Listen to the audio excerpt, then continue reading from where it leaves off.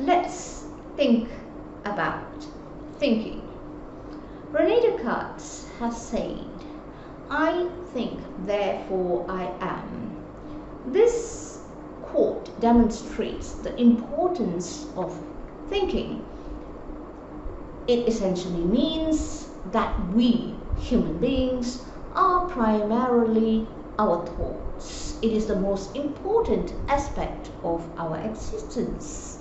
Up till recently, it was thought that human beings, an average human being that is, thinks about 70,000 thoughts in a day. In more recent years, scientists have managed to define what are the electrical impulses and the blood flow in the brain is like at the start and at the end of a single thought. So using this information and using magnetic resonance imaging, they have managed to more objectively measure the number of thoughts a human being thinks in 24 hours. And today we know objectively that an average human being thinks about 6,200 thoughts in 24 hours. That is still many thoughts. Want to know how many that is? Let me pose this question to you. Can you list all the thoughts that you thought in the last 24 hours? You can't. Neither can I. That shows that 6,200 thoughts is really a lot of thoughts. And we don't even know, we're not even aware what those thoughts were each about, right? This means that we're not conscious about our thoughts. This is quite sad because we know also that thoughts have immense power. Two contemporaries have tried to tell us this. The first is James Allen in his book As a Man Thinks. He says that we attract that which we are, not that which we want. In other words, whatever events or people or things that we own or experience or bring into our lives are the result of our thoughts. And another contemporary of James Allen, Mahatma Gandhi, has tried to convey this to us through his wise words that goes something like, carefully watch your thoughts, because your thoughts become your words become your actions become your habits become your values, and your values become your destiny. Same thing. Beautifully said, right? Now we know how important thinking is. So, why is it that some of us don't think? There are three reasons for this. The first is we don't know how to think. The second reason is often we don't even know that we need to think because we keep doing what we have been conditioned to do. We look up to some people as superiors and role models, and we think that they've got it right, therefore we do exactly what they do, and we don't even realize that this is a situation that perhaps if we cared enough to think, we might be able to find a better way of doing it, or we may unearth choices that we never knew existed.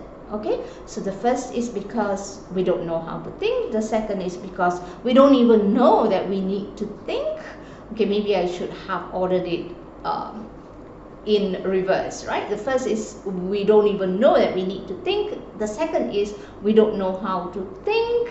Yes, thinking is difficult here, and therefore sometimes we're just lazy to find out how to think. We are too lazy to think. Okay, so and in situations that we know we need to think, we are so likely, or we prefer not to think because thinking is difficult and we don't want to engage in that difficult effort, that uphill task of thinking. We would rather pay somebody else to do the thinking for us, and that is why strategy consultancy businesses are thriving as they are, right?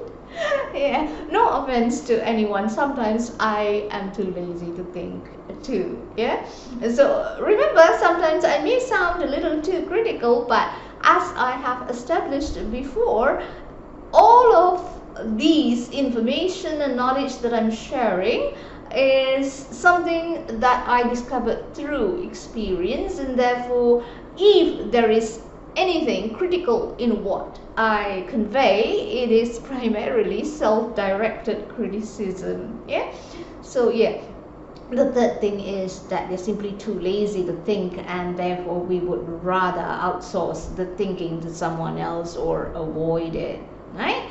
So these are the three reasons why we don't think, right? So then once we know these three, we must work at overcoming the resistance to think. Yeah, so we need to be motivated to think, because there are a lot of benefits to be gained from engaging in thinking. So once we know that we can benefit from thinking, have I mentioned to you what are the benefits of thinking? Yes, the benefits of thinking is simply that we would make less mistakes, we will create less problems for ourselves, and we become smarter, we become more informed, more knowledgeable, and we can grow. And of course, when we think, we advance in the levels of thinking, which brings me to the next thing that I want to share with you today, which is the 3 levels of thinking. Okay, at the basic level, we must transition from not thinking to thinking about the things that we do, about the choices that we make, and the actions we take. Yes, some actions are so rudimentary we don't need to think about it because it has become automatic, so leave those out. But apart from that, where a choice or an action or a decision needs to be made, it is best that we think. Yeah, we consciously think through the process. That is the first type of thinking, just thinking, right? The second type of thinking is thinking strategically to direct your life, the 8 key results areas in your life, the 8 pillars, to think strategically, to plan and to set goals and to execute actions and to choose actions that are most productive and most cost effective, to choose the path of least effort and all of that. That is thinking critically and strategically. Okay, the first step is get used to thinking, and then try to elevate yourself from just thinking to thinking strategically and effectively.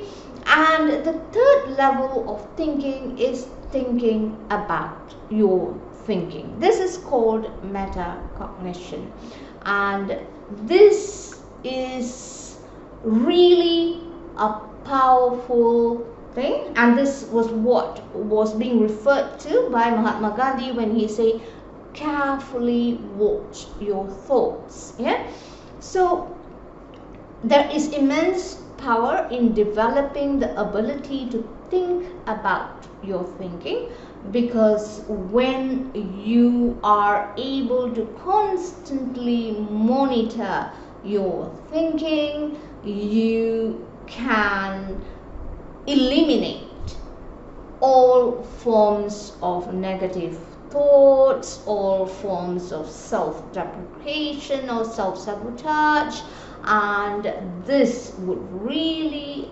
fuel you and give you a lot of traction in your surging ahead towards your goals. Yeah, so these are the three types of, or the three levels of thinking that I would like you to work on, that I am still working on, and whatever I'm sharing as I discover, I share it with you. And one area in which I like to coach people to use these three levels of thinking to achieve their goal is in the physical health pillar. So if any of you need any help, specific help, do get in touch with me, and I would love to help you achieve your goal, no matter how bleak the situation seems for you. There is always hope if you're willing to do the hard work. So I hope this video was helpful.